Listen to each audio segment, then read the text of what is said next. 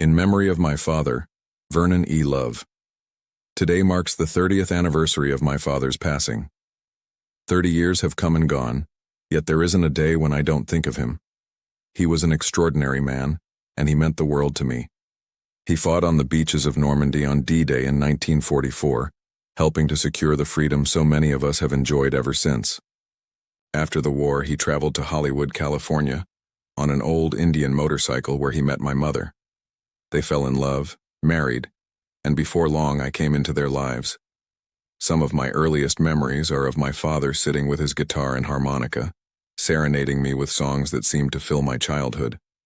As I grew older, he patiently taught me to play those same instruments. Looking back, I realize he was teaching me far more than music. He was teaching me patience, perseverance, and the quiet joy of sharing something you love with someone you love. He taught me how to fish, hunt, camp, forage, and appreciate the outdoors in every season. He showed me how to build a house from its foundation to its rooftop, and nearly everything in between. He possessed an astonishing mechanical ability, and never seemed to meet a household problem he couldn't solve. I didn't inherit all of his practical talents. If something around the house breaks, I often find myself wishing he were here to fix it. Somehow, though, those gifts found another path. They emerged in me as a love for technology and an ability to understand and master it. That unexpected inheritance helped carry me through becoming legally blind just 3 years after his death. Even today, that gift continues to enrich my life. In a very real sense, he is still helping me. Whenever I think back to our days together camping and fishing through spring, summer, autumn, and winter, or heading into the woods during hunting season, I can't help but smile. Those memories are among the greatest treasures of my life. When I was still too young to accompany him, my father, Ernie, as everyone called him, went hunting and fishing with my grandfather, my mother's father. What my father didn't know he learned from him, and together their knowledge was eventually passed on to me. I have always thought of that as a legacy stretching across generations, handed down not in books, but around campfires, along riverbanks, and through countless shared adventures. Several years ago, I heard a song called Fishing with Dad by John Kuntz. The very first time I listened to it, tears came to my eyes. Since my father's passing, I have listened to it every year. Without fail, it brings him back to me.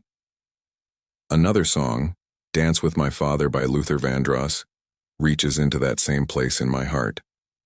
Some songs don't simply remind us of those we've lost. They let us spend a few precious moments with them again.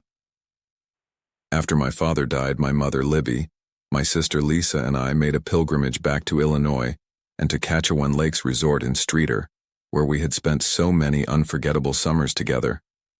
There, along the shore of the Vermilion River, I scattered my father's ashes. It was my way of returning him to one of the places he loved most, and perhaps, in some small way, of sending something of him onward, with the river. That day was almost beyond words. I could nearly hear our dogs crashing through the underbrush once again. I could almost hear the familiar sounds of our Mitchell spinning reels as we cast and retrieved our lures in search of bass and whatever other game fish the river might offer. For just a moment, time seemed to disappear. I wasn't standing there as an adult saying goodbye to my father. I was a little boy again, fishing beside his hero. In terms of geological time, 30 years is less than the blink of an eye. But in the measure of a human life, those years we shared became the foundation upon which I built my own character.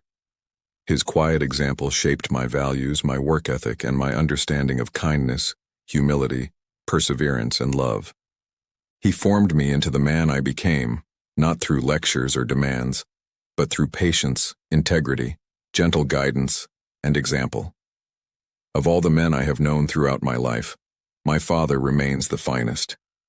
I have never been prouder than I am to have been his son, so today, on the 30th anniversary of your passing, Dad, I hope you're catching the limit every day in heaven, and if, when my own journey is over, God looks kindly upon me, perhaps I'll find you waiting once again beside a quiet river, fishing pole in hand, with an empty place beside you saved for me. We'll cast our lines together throughout eternity. taking our catch back to Mom and Lisa, where we'll cook fresh fish over the old camp stove with wild asparagus and raspberries gathered along the trail. Then, as evening settles over the campsite, we'll sit beside the fire with our guitars and harmonicas, laughing, singing, telling old stories, and watching the stars slowly fill the heavens until the last glowing ember fades into the night. And maybe, somewhere beyond all the years that have separated us, it will feel as though no time has passed at all. Until then, goodbye, Ernie love. I still miss you, I still love you, and I always will.